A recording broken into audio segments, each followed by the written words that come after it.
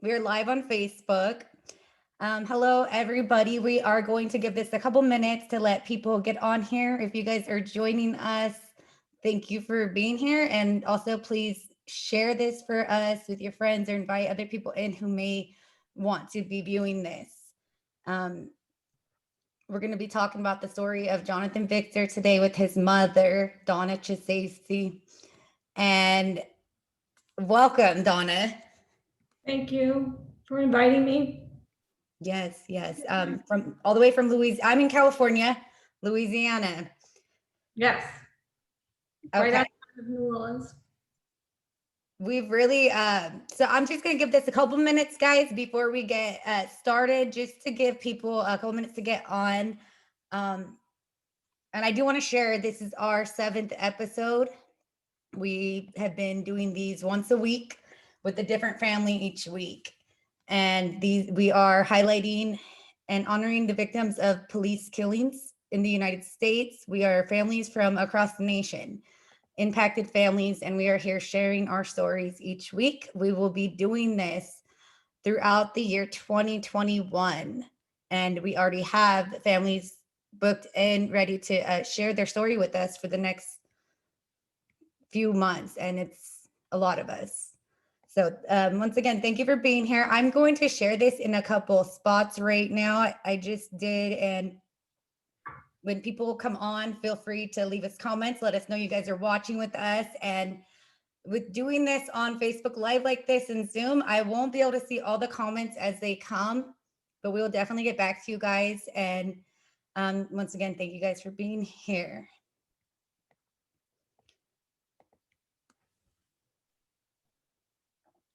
And go ahead and share for us, you guys. Let's get this story out here. Let's share in groups you guys may be a part of and with your friends. Thank you very much.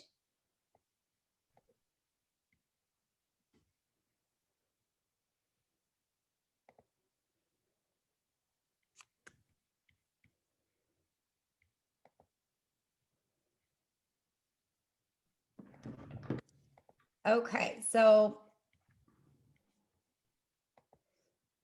Donna, once again, thank you for being here. And I know some people watching, they're already familiar with you. We have other impacted families and supporters coming in. But for the other viewers who have not heard your story yet, will you please introduce yourself, where you're from, your name, your son, share his name, and yes. I'm Donna Chisesi. I'm the mother of Jonathan Victor. I live in Kenner, Louisiana, right out like 10 minutes outside of New Orleans. And our whole family lives here. We've been here the majority of our life. Do you want me to start telling about Jonathan or? Yeah, we could go ahead and start there next. Thank you for sharing that. Yeah, so let's go ahead and talk about Jonathan. Let's share, like who he was. I know he's your son, and just share some things with us that can give us a better understanding of who Jonathan was. Jonathan was 35 years old when he was killed. He is my second son. I have 3 boys, Justin, Jonathan, and Jordan. Jonathan was a son, an uncle, a godfather, a brother. He was a lot. He was the center of our family. He held my 2 boys together. He was the middle, so he was young enough to be able to communicate to the younger ones in the family, and he was old enough to be Justin's best friend. Jonathan liked festivals, Mardi Gras, food, and he especially loved being with family. He was in the luxury eyewear industry for 9 years. He went to UNO for business of finance, and we miss him a lot. You know, he was a big part of our family. He was here for every celebration. You know, he very rarely missed something. If he did, it was because he was working, but he always made sure he made it up to us. You know, when he lived in Denver for 2 years, he would fly home for your birthday. You know, if you couldn't make your birthday, he sent you like an amazing gift. He was really thoughtful, and he was just a good kid all the way around. He didn't, he had no criminal background. He was never in trouble. He was good at what he did for a career. Um, and he liked people. He loved to travel. He backpack traveled. So he went to Spain. He took me to Italy. There was a lot of things that we did in our family, we did because of Jonathan.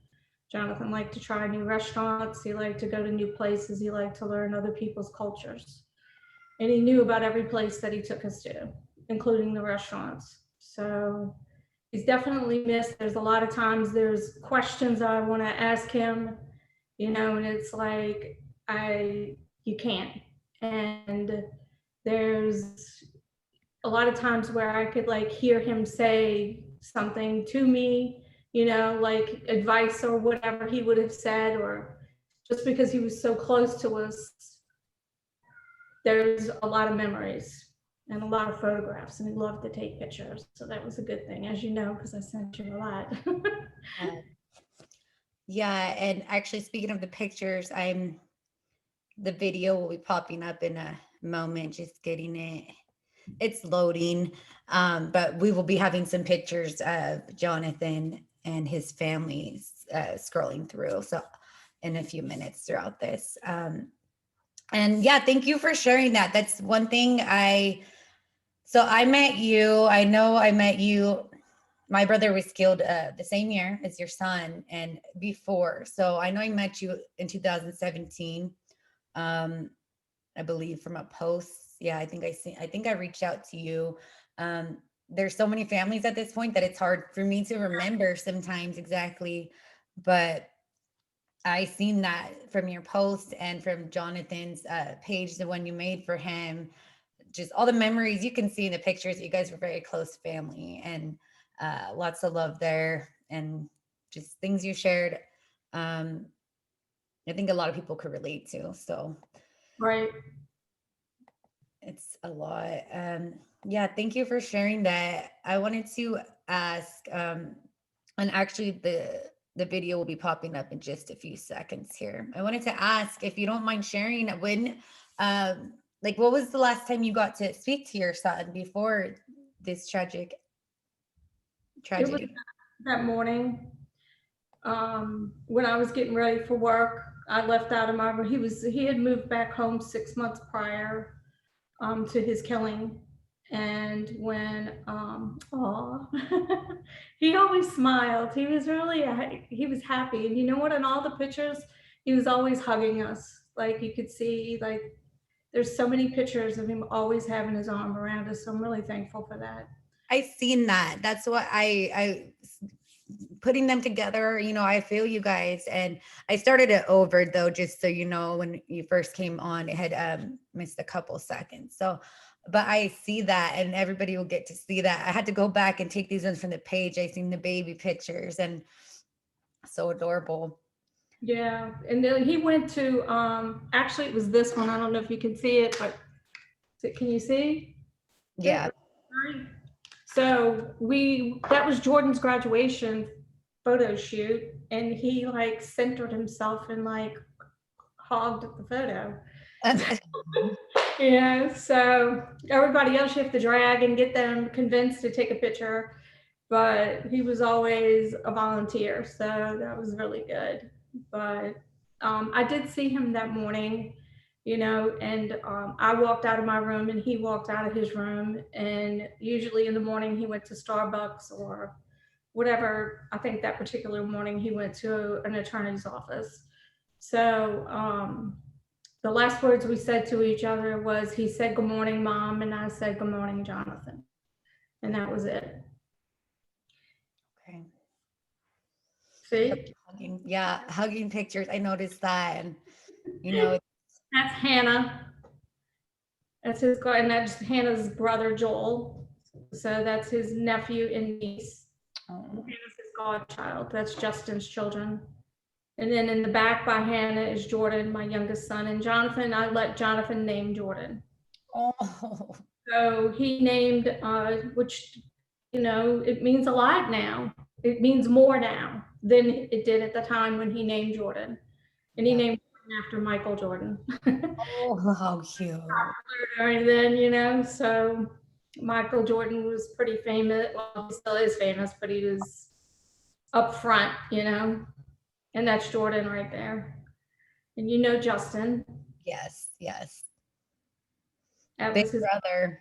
yeah, they were really close. They did a lot together. Festivals, and French Quarter Festival was their favorite. Jonathan working at the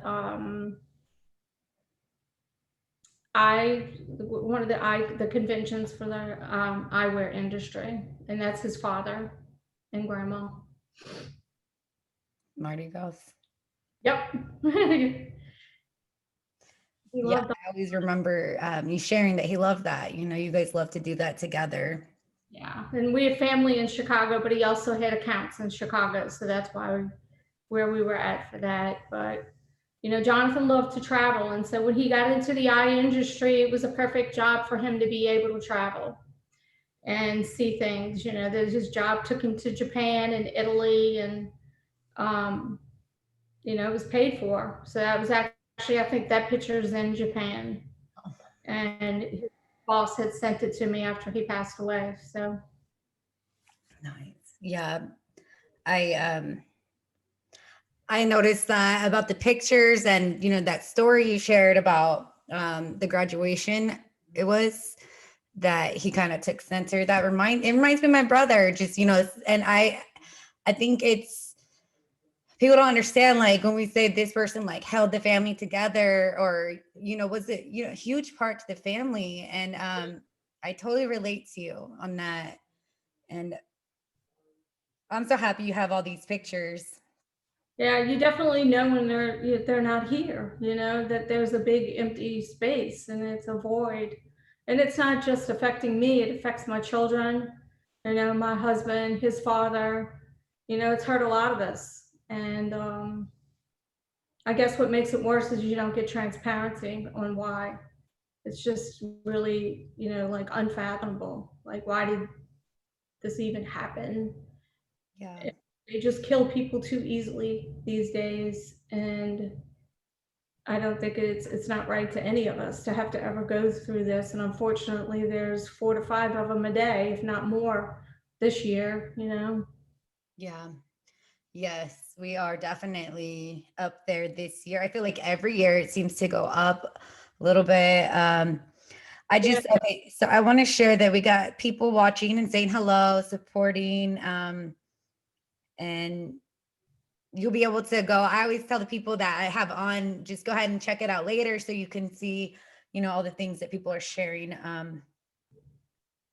Yeah, lots of support. So I will play this video again and let it play through again so people can continue to see the photos. If you want to go ahead and get started, we can start sharing what happened that day.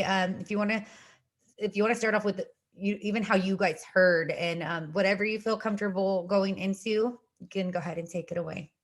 Okay. So you know, Jonathan had after I saw him that morning, I left. I went to work, and after I got off of work, I'll just tell it from my point of view because, of course, you get feedback from all the family, and there's different angles that different family members heard about it or the last moments that each individual had with him. But I had scheduled a mammogram that day, and I went and had a mammogram, and then I came home, and it was about 6 o'clock. And at 6:15, I got a phone call from the local police department telling me that Jonathan was pulled over on the side of the road, bleeding, and he wouldn't get out of the car. And they wanted to make sure that he didn't harm any of us or kill any of the family members, and they wanted to account for the bodies. So that's like a really weird phone call to get when you just think you're getting home from a regular day, right? So, um, you know, basically Jonathan had already been shot and he had already flatlined, and he was in the process. I don't know, being of the helicopter life copter coming to pick him up. So when they called me at 6:15, everything had already happened. The first lie is that he was pulled on the side of the road, because he wasn't pulled on the side of the road. So what actually had happened was when Jonathan decided that he was going to go take a trip to Florida, my kids kind of stay in contact with their accounts. And it is not unusual for him to just get up and travel and go and do things, whether it's a business contact or just to go see people or see friends or, whatever he wanted to do. He was 35 years old. So he swung by where I work with my husband's family and my husband, and he told my husband he was leaving and he would be back in a few days. So that was the last time. I did not know that he came and he was right there outside of my window. God, would I've done everything so different then, There's a lot of things that I would have tried to stop him, take him to lunch, anything to make that time frame just a little bit different. The weather was really bad. It was pouring down. It was flooding here, from here all the way through the Gulf Coast to Alabama.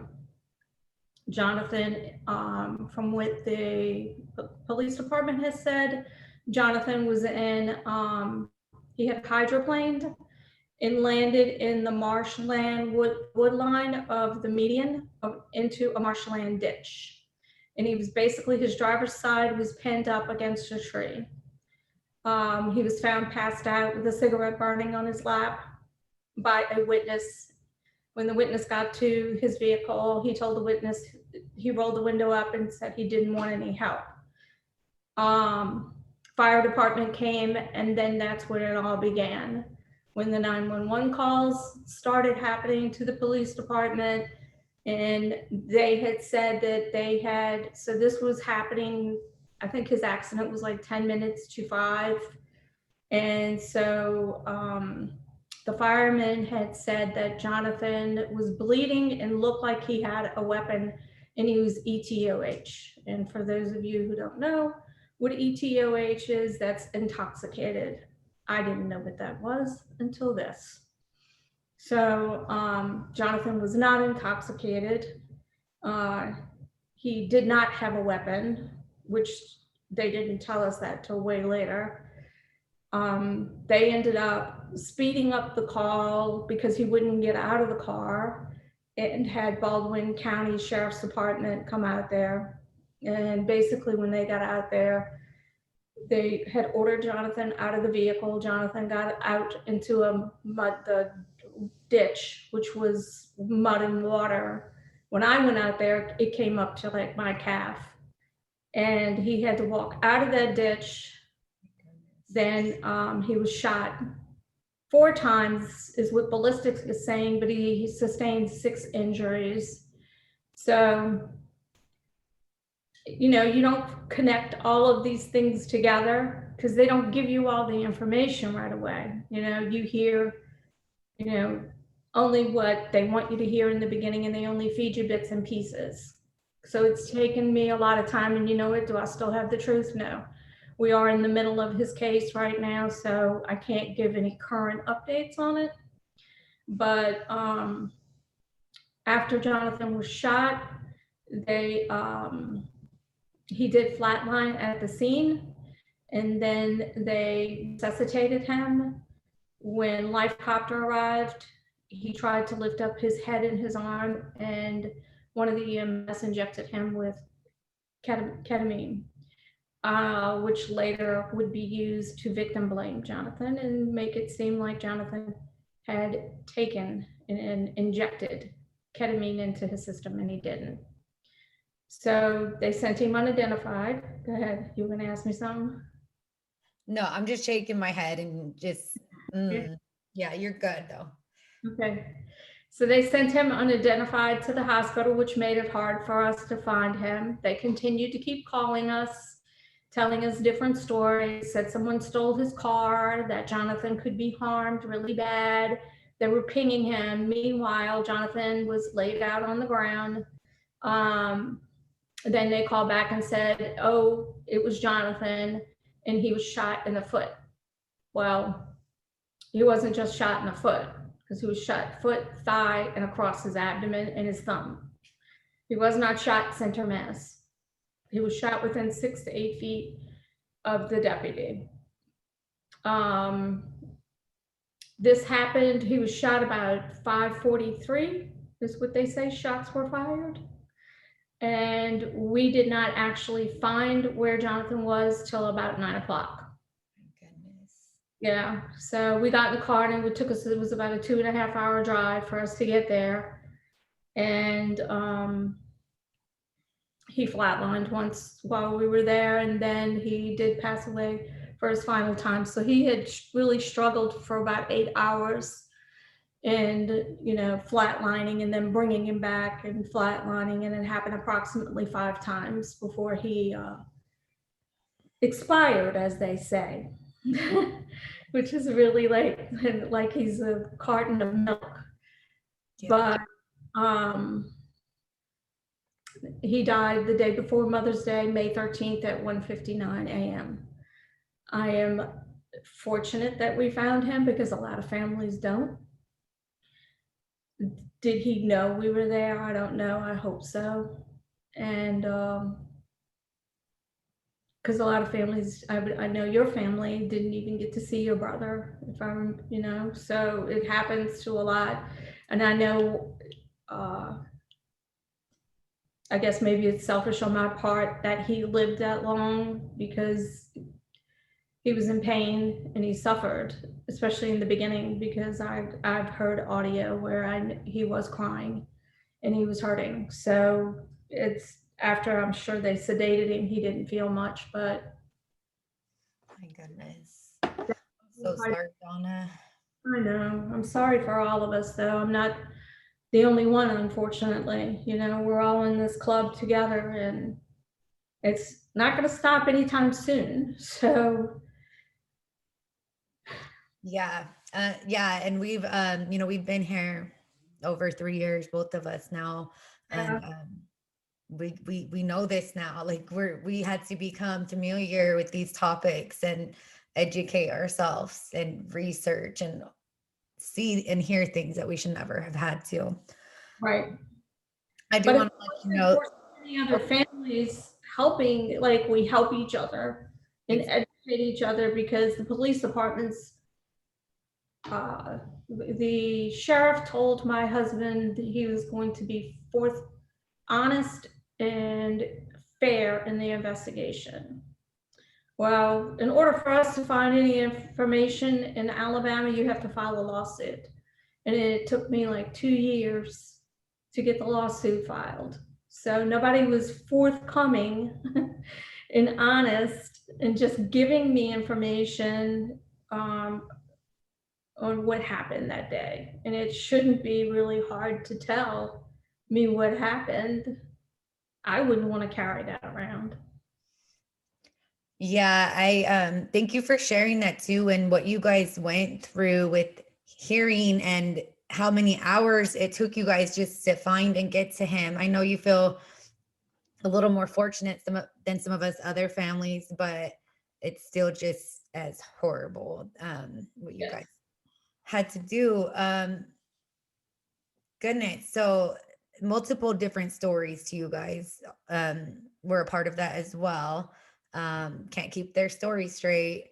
A lot of families experience that as well. And then they tried to villainize Jonathan to the media and to justify their killing of him by saying he was under the influence of something that the paramedics, it was them that put in him? Yes. Okay. Yeah.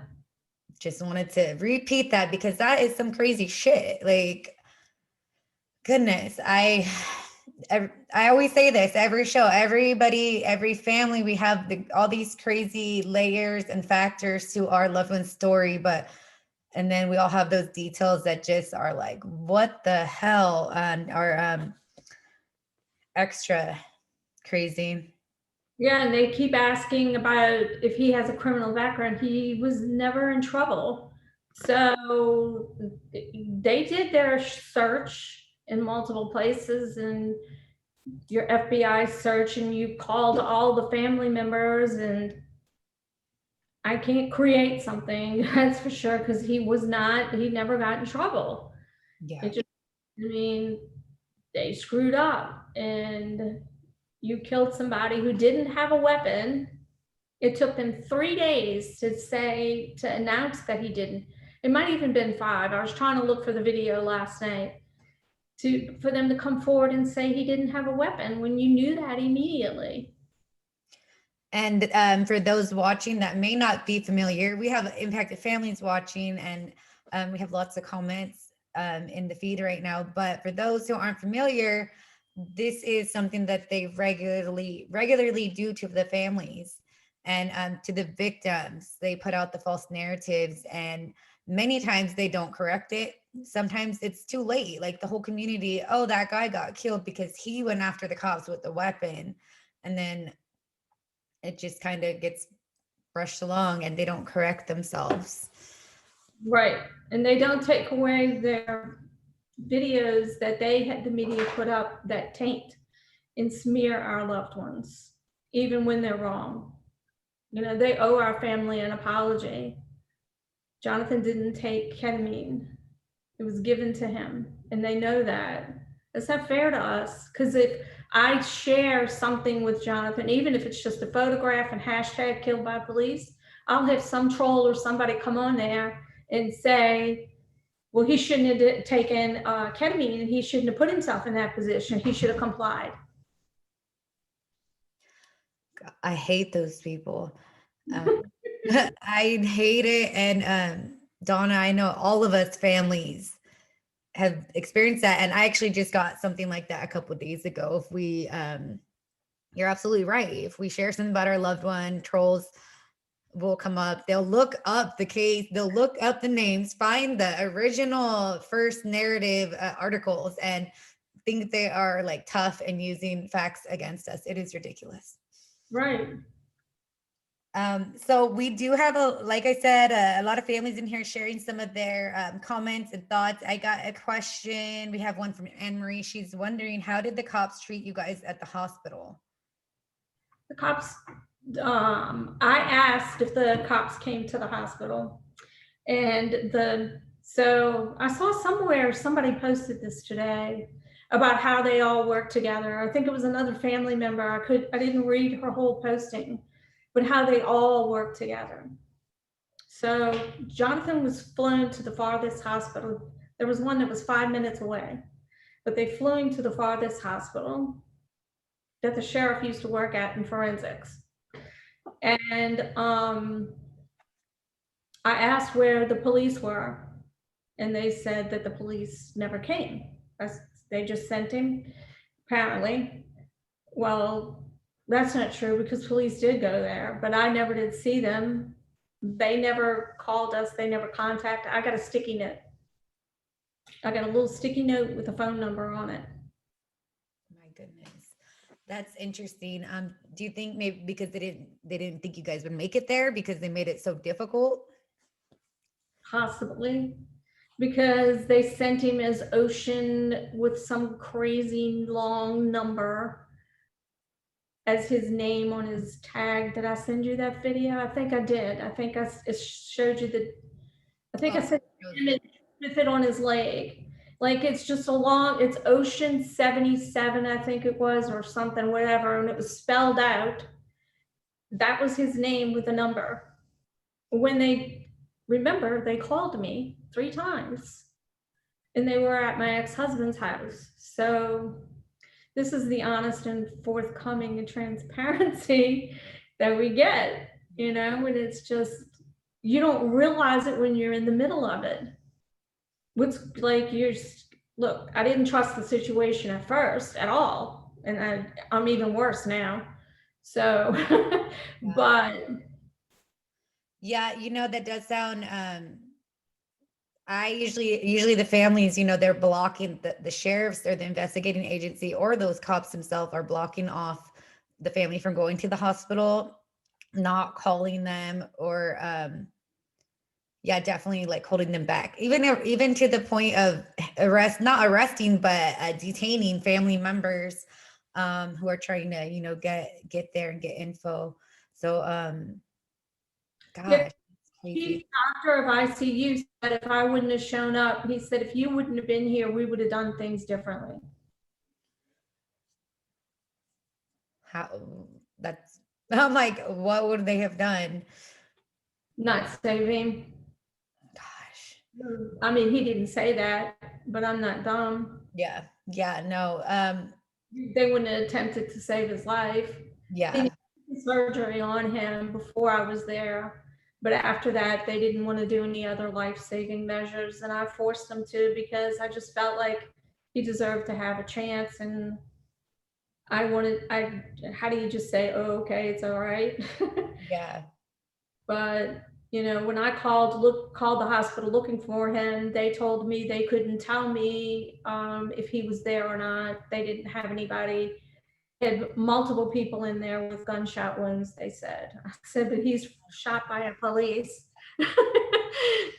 And they said, well, we have a guy in the operating room, but they never did clarify that with me. My niece did get the information from somebody else, and then I think my ex-husband ended up finding out and confirming it, which is how we ended up being able to find him. But it shouldn't have been all that. Why was it all that struggle? Like, if he was in an accident, would it have just the accident, not shot?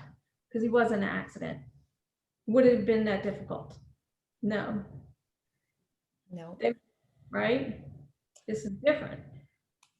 Yeah. And how you mentioned, when we're going through this and it's happening, we don't realize, one, we're grieving and we're in shock about the news. And then for me, I know I didn't think that these people were like so calculated and evil, and that many people would play along in this sickness. And They do.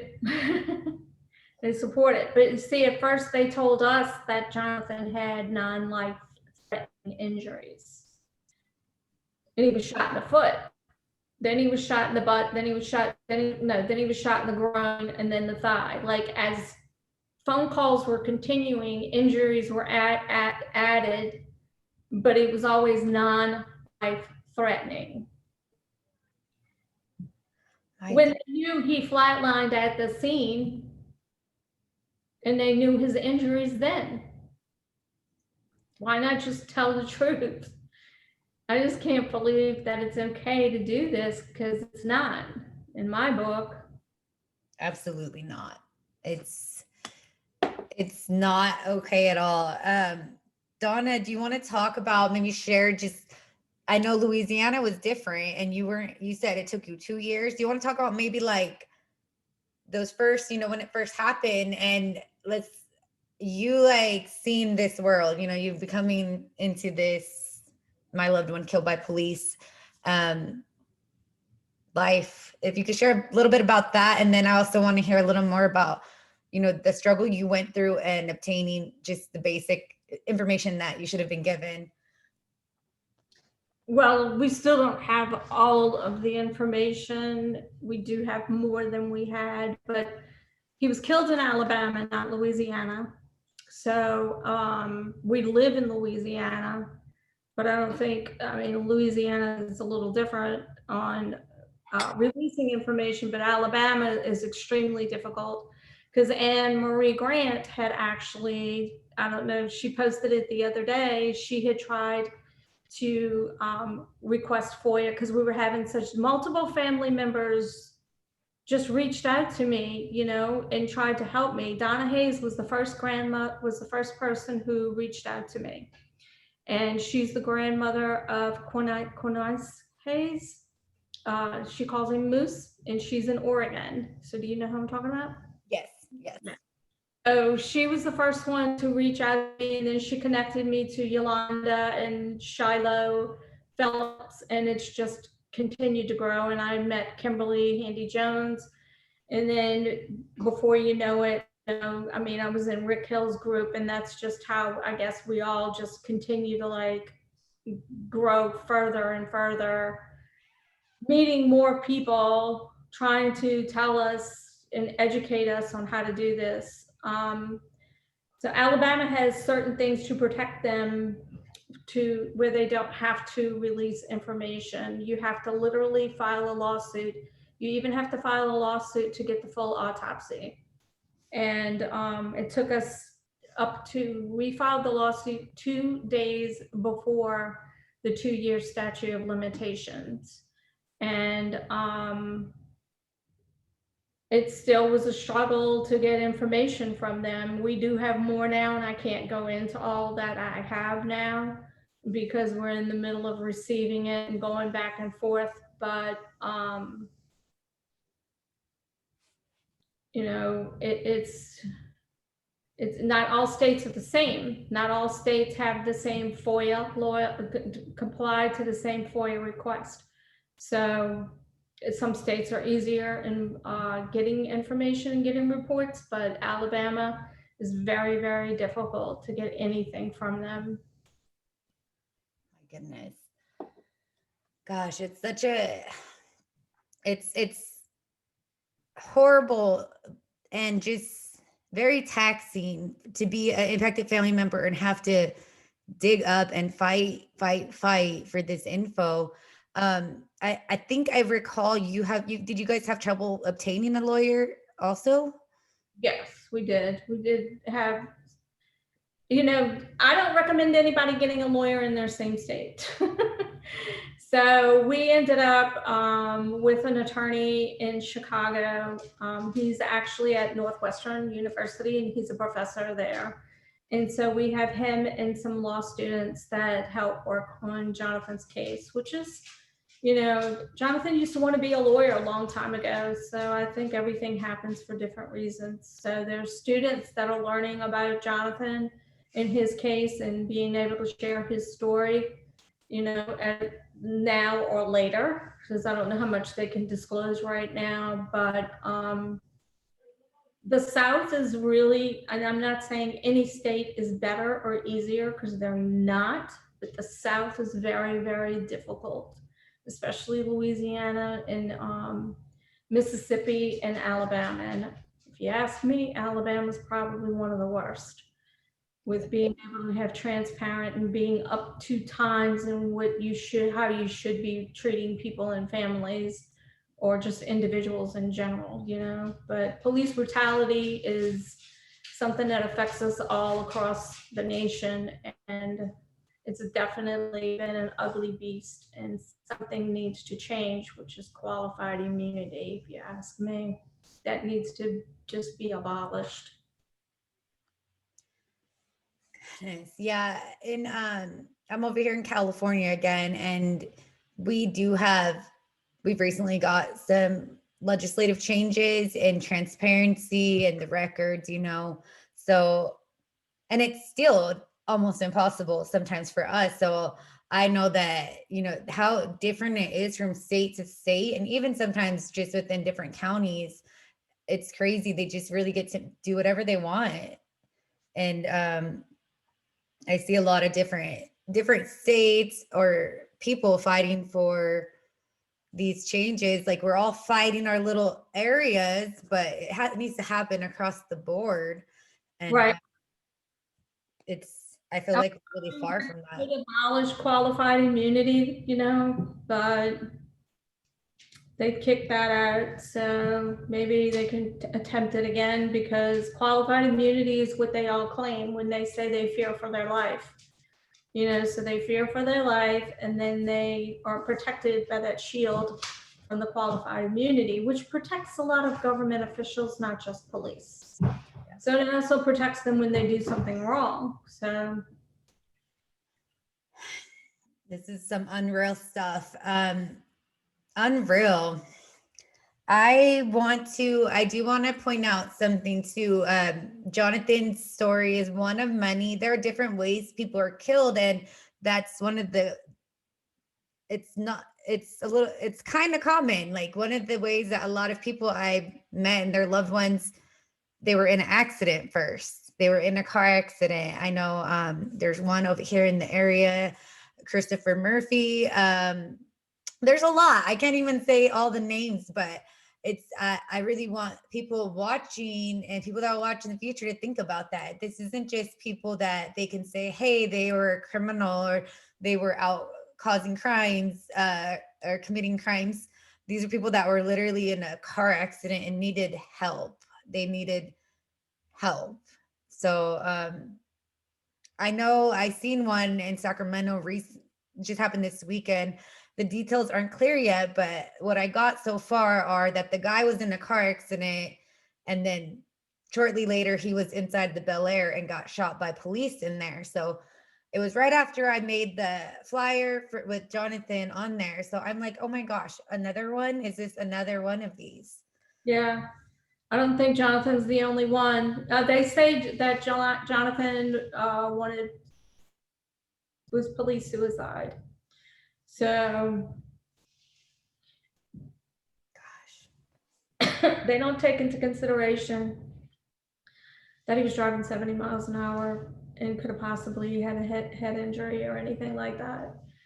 And one of the conferences, they said that he didn't do anything to help himself. So when you're in an accident, make sure you can help yourself. My goodness. And it's like people, if you're in an accident, anything can happen. Like you can be confused, days, hurt. Like how are they, who are they to say he didn't want help and all this stuff? Like I'm so sorry you have to deal with this. Look up head injuries. They have all different kind of reactions from people, but nurses in the hospital can handle those situations every day. You know? They don't kill their patients. Yeah, they could have, and he was called a patient in some of the reports and stuff, but there was other things that they could have did. There was non-lethal weapons that they could have used. They could have tased him, if they felt like he wasn't complying. They could have let him sit in the car longer. He wasn't harming anybody. I don't know what the hurry was, but apparently it was a hurry to get him out of the car. And it seemed like they just stressed him out more instead of taking into consideration, and accused him and blamed him. So I guess it's easier these days just to accuse people of things and not even actually know all the facts of what's going on with somebody. And we'll never know those things because he's not here to tell us what happened. My goodness. Gosh, can you share like how this, I mean, you did share about the family and stuff, but you know, I know our family's different, holidays, things like that, but can you just share a little bit how the family is right now too, his siblings and the other loved ones, how you guys are coping as a family? All of us miss him, I think all of us hurt in different ways, but none of us have forgotten him. And as you know, Justin, you see how he interacts, and I know when Justin, he was really close to him, so they did a lot of stuff together, and he's not here for him to ask questions and plan their French Quarter Fest stuff, with food that they eat, and do their brother battles, who knows something than the other one, right? Because they had opinions, and sometimes they were strong in their opinions. And we spent a lot of holidays together, and he's there's so many pictures of him playing around with the guys, and they miss him. I know Jordan misses him a lot. I know my granddaughter misses him, my daughter-in-law Shelly, my sister Hannah, Joel, all of them do. And actually, Joel had a little baby last year, and he named him John. So his name is Jon Victor.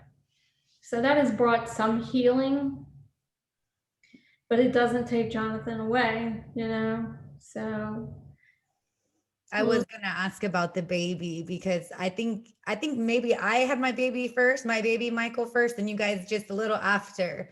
Yeah. So I Yeah. know what kind of, that it fills in a little bit of what's missing. It helps a little, it helps a lot, but it's still hard. It is, and he seems to favor the guys, which is typical. In my family, the boys kind of all stick together, and my husband and the baby really loves Justin a lot, and Joel, his dad, of course. But he's definitely a guy's guy. He leans towards that because he'll just stare at me sometimes. Always telling me it's okay. You can save me some money right now. I'm gonna need to get some girls on my girl team, Mm, but you're gonna have a boy team too. well, I thought I was gonna have another girl, but nope, they're making boys. Mm. Um, I do want to ask, what was your guys' experience or your opinions with police before this happened, or if you were aware of this life that we live now? So, Jonathan's dad was a Leo, my ex-husband, Mhm. and he was NOPD for 12 years, and then he resigned from NOPD and he went to work as a railroad detective. So that's a little different, but he still was able to do his investigations for things that occurred within the railroad department, but it was nothing like being on the police department. So I think he retired like back in 1984 or something like that, or resigned from NOPD back then. So he was a firearm instructor and on the SWAT team. Um, when I married my current husband, I was not anti-police. I can say that, because I still do know a lot of NOPD police officers, but I don't trust the police now because so much has opened my eyes even more. I always thought that if a policeman did something wrong, he would get in trouble. I didn't know about qualified immunity. I didn't even know there was such a beast, but there is. I think that's something that I was thinking about that earlier today. That most people and myself before, they just assume, like when these new police killings come out, people will assume that they're going to be handled appropriately. Well, if they did something wrong, they would be held accountable and charged and fired. Yeah, but that doesn't, we know now that doesn't happen. Very, very few. I mean, we could probably count them on our hands. Yeah. And there's 28,000 names as of July of people killed by police from 2000. That's a lot of names to just have a couple of police officers convicted. How many did you say? 28,000? Yeah, if you go to theirnames.org, Mhm. it has all the names. I think they got the information from Fatal Encounters. And they have all the names. Some of them that don't have names, his name withheld, but they hit 28,000 over the summer. So that's increased.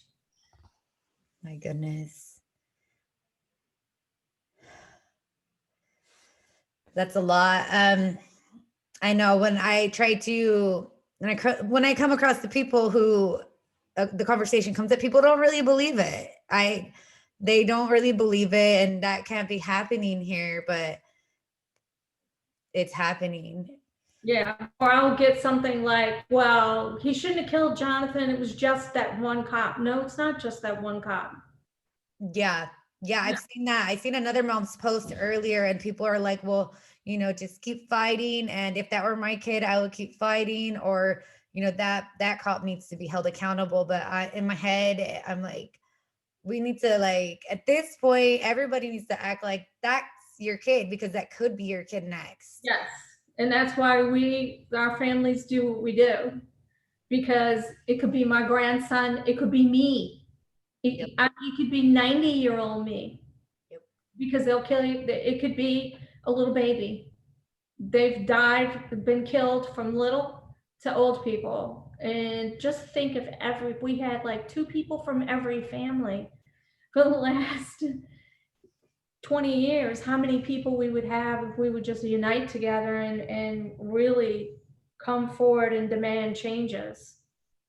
And we need the support of our friends and family. Of course, a lot of the friends don't really hang around much, and you meet new friends, which is just as family friends, right? Which is family. Yeah, that's exactly what happens. I think all, some families I see they have, multiple family members helping and supporting. Some families you'll see one, but that's, to me, I'm so happy to see one person, speaking for their loved one, because it makes me think about all the other ones who don't have anybody, or Yeah, their family doesn't know the truth. yeah, right.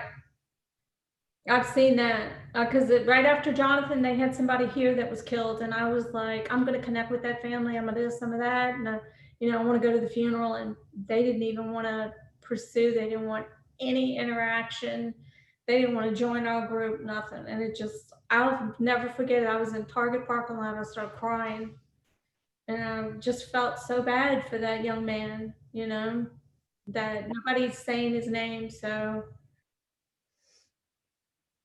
Yeah, and there's so many of those ones, and that's why, when I speak or share things, I try to always keep those ones in mind, in my heart, when I'm doing stuff, and there's just so many of us. I know I've met some families who, even 20 years ago, their loved one was killed, and some people who've never spoken about it to anybody, but just came across a post or video. Right. What would you say? I want to ask you about, the activism side of it.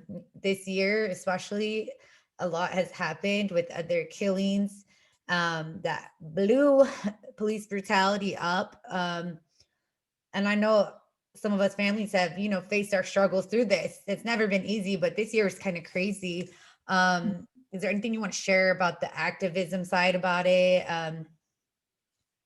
I've learned a lot, and I really got to give it to all the mothers and the family members who've helped me get through and just teach. Look, I don't even know if I didn't want to do this. And I remember when he died, I was like, you know, as you age, you thinking of like retirement and stuff like that. But now it's like I've taken on a whole nother, I'm a different person now. My life is different. When they killed Jonathan, they did something inside of me, and I am not the type of person that can just lay down and be quiet. My children will tell you that. Even my grandson and my youngest son, neighbor kids would do something, I'm going out and I'm handling it and saying something about it. I can't lay down and close my eyes on this and say this is okay, because it's not okay. It's not okay for any of our families, and it really needs to change, and we need to make changes happen. We have to take breaks. We have to pace ourselves, like Yolanda McNair always tells me to do. And, I'm really thankful for the opportunity that Kimberly Handy Jones has given me by letting me be a part of her son's organization and helping her and going to do different things with Cordell's Q Handy in remembrance of me. You know, uh, we got to keep fighting. And when Minnesota started making those changes, it made me excited, to think that maybe there is hope for us, but we got a long ways to go. We can't get tired now. So, because they're not going to stop killing. I don't want to see any more of my kids die. And I certainly can't handle seeing anybody else's die, because it hurts my heart to see any of us go through this. Yeah, thank you for sharing that. I think that's the big thing with us, justice families, is like, we know our loved ones been killed, and we're here still fighting. Part of it's for justice, and the other part is, like, we can't keep seeing this happening. Our loved ones, people being killed just like our loved ones, and everything that follows along. I try to really make people understand it's not just when our loved ones are killed. That's the biggest thing, but they also do a whole lot afterwards to us that I think it's torturous, and it's not okay. And then I was oh, go ahead. You can die from broken heart syndrome. I mean, look at Eric Gardner's daughter. Did she walk through this hell that we're walking through? And it's torturous. It really is. You're right about that. And also how you said earlier about taking breaks. I think that's a great thing for us to remind the families taking our breaks. I know sometime Donna, before we went live, she asked me, what do you do for yourself after these? This is my 7th week doing it with families, which for these last few years, I basically talked to families throughout the week, but not like this. And I kind of lay off of Facebook or social media the next couple of days, but also throughout this, taxing, it's tiring emotionally, it's draining, and it affects us physically even later, or both at once, however it's going. So just a reminder too, and especially newer families. I know there's some newer families that have been watching, and pace yourself. And thank you for mentioning Yolanda, Kim too, Kimberly. I met them both. I got to meet them both earlier this year. So shout out to them. Yolanda will be on in soon. I already got her booked in to share about her story. So yeah, thank you guys. Everybody, all the families, even you too, Donna. I see you being there for other families through this. I see you bringing new families into the groups and being supportive. And we know how much that means. Yeah, so we have new families watching. Yeah, and there's been the new families that are watching. I will share their names here because these are just in the last couple months. We have Karen Sutherland. Her son was killed here in California in Stockton. Shane, just in October, so very fresh. And then we had another sister on here, I think. So here for them, you know, for all the family members, and if they need us, you know, they got to reach out to us because they're going to need us, and that's what we're here for. Definitely. And then just for any families who may watch this, or anybody really, if you guys know any impacted families, please share these with them. If you guys are an impacted family and would like to join and share your loved one's story, just reach out to me. We'll get you locked in. And then for families, there are some families out there who can't speak or share for whatever reason. If you would like me to help you share your loved one's story, but do not want to get on video, I can help you with that too, from the Voices of Strength page. And as always, you guys can tag me. I don't always see everything going. So if you guys have articles, petitions, whatever it is, if you guys are going through court, I know some people with trials coming up, we're not exactly sure how they're going to go, if they're going to be, you know, online but yeah, just reach out to the impacted families. We can help each other out through this. Donna, was there anything else? Oh, I had one more thing for you. The officer involved, how long did it take you to find out? And then do you know anything further about him? And do you know, and then share with us if afterwards how he got treated, if he was, I believe he got some kind of award, right? Yeah, don't they always get awards and promoted after? Yep. I mean, They always do. Yeah, they do. The families said this when I first was in the Mothers of Justice group. I remember seeing, you know, the little messenger group. I remember them saying that this happens and watching them say it. And it didn't happen to us. I didn't realize it happened, but he won a lifesaver award in the summer after he killed Jonathan, for saving somebody else's life with a group of other people.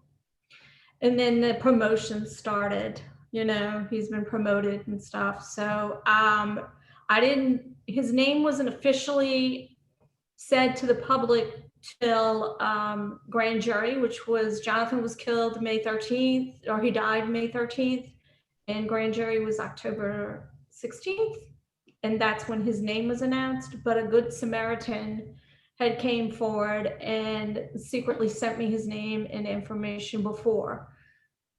Of course, you know, they want to keep him out the media and protect him, but look, I'm not going to do anything to him because that's not how I'm going to let him live with this, with his conscience, and whatever he was afraid of or they're afraid of by holding their names. I don't really understand that, because you shouldn't be afraid. If you killed him and you felt it was justified, they should be able to speak on it. Yeah. And they don't.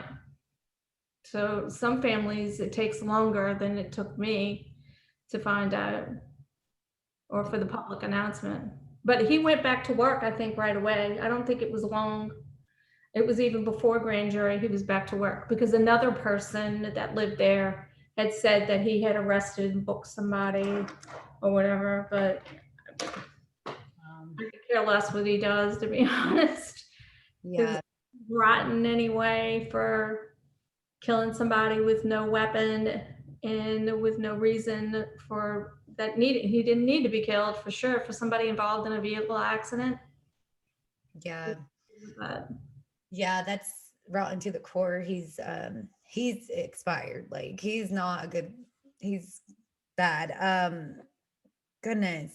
Yeah, I just wanted to point that out for the families that may not know yet, or and just for people watching to be aware of this, that these officers, they'll kill our loved ones and then get rewarded, promoted, stupid little awards shortly after.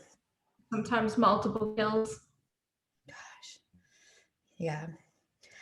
Okay, so it's a couple. We went a couple minutes after 6, which is always fine with me. Is there anything else that you want to share about Jonathan, or anything?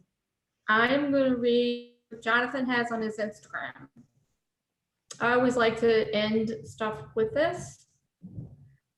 Sometimes I remember and sometimes I don't. Hang on 1 second, I gotta get my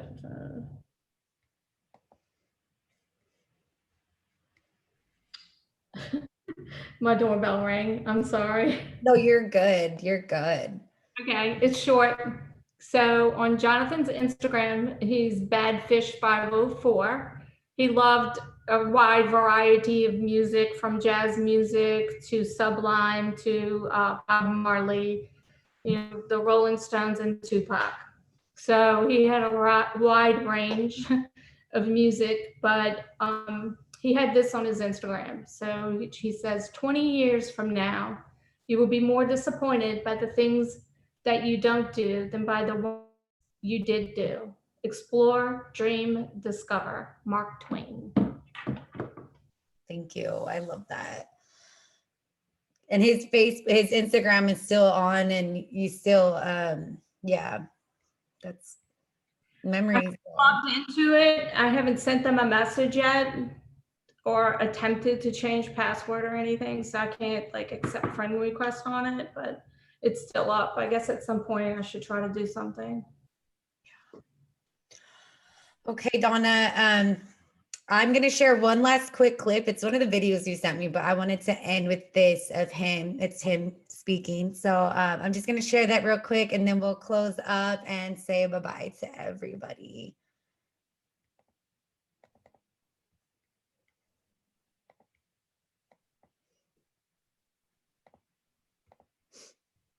Sharing my screen real quickly.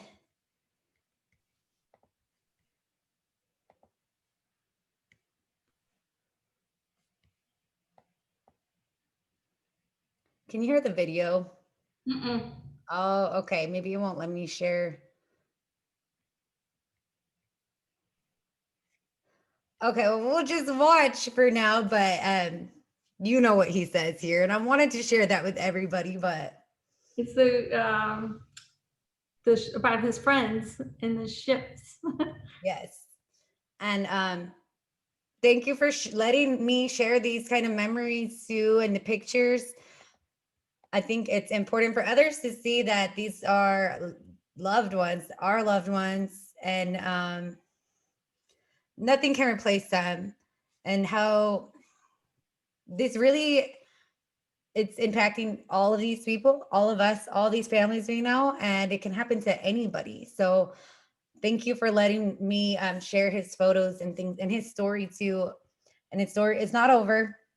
I do want to share something real quick. Lately, I had, over the past year or so, I had been in a place where it's like, it's not going to change. Like, it's not changing. It's been 3 years. Um, and then something kind of just clicked in me that, it's not over yet. And we're all still here. We're not going anywhere. And I do believe that we are going to nothing's going to bring them back, but that we're getting closer. And especially all of us, like, we have so much drive and purpose and passion driving behind this. So I love all of you guys. I love you too, Marissa. You've been really helpful and supportive. You're definitely like one of my kids. So Oh, I love when you tell me that. I'm like, oh, I love Donna. my soul daughter. Oh. All right. So we have a just a reminder, go check the comments later, and everybody who's watched, and thank you guys so much for listening to the stories, supporting the families. Next week, we will be on with the story of another Jonathan, Jonathan Molina. So we'll be back. And okay, Donna, I'll let you go. I know it's a little later where you're at. So thank you for coming on with me, and I'll see you on Facebook. All right, sweetheart. Thank you. Have a good night. Bye-bye. Thank you. Bye. Bye, everybody.